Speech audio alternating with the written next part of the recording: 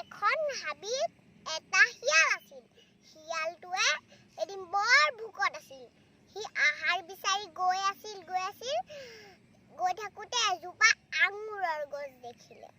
আঙুৰৰ গছজোপা দেখি সি ক'লে, বহুত দিন আঙুৰ খোৱা নাই, আজি হেঁপাহ পলো গোটেই আঙুৰখিনি খাম। তেনেকে বুলি কৈ সি ভাবিলে, এজোপা দেখোন বৰ ওপৰত আছে, মইনো কেনেকে খাম। তেনে বুলি কৈ সি ভাবিলে, মইতো বহুত ওপৰলৈকে জাপ মাৰিব পাৰোঁ। তেনে বুলি কৈ সি ওচৰলৈ গৈ তিনিটামান জাপ মাৰিলে, হয়নে? তিনিটামান জাপ মাৰিলে নহয়। তাৰপিছত সি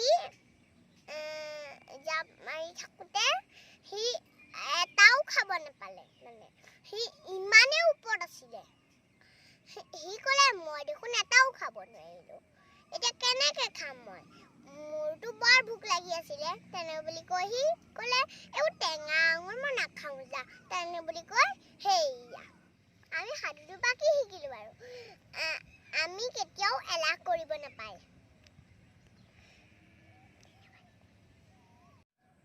সাধুটো চাই কেনে পালে? ভাল পালে লাইক কৰিব আৰু শ্বেয়াৰ কৰিব, আৰু যিসকলে ছাবস্ক্ৰাইব কৰা নাই সেইসকলে ছাবস্ক্ৰাইব কৰি দিব দেই। বাই।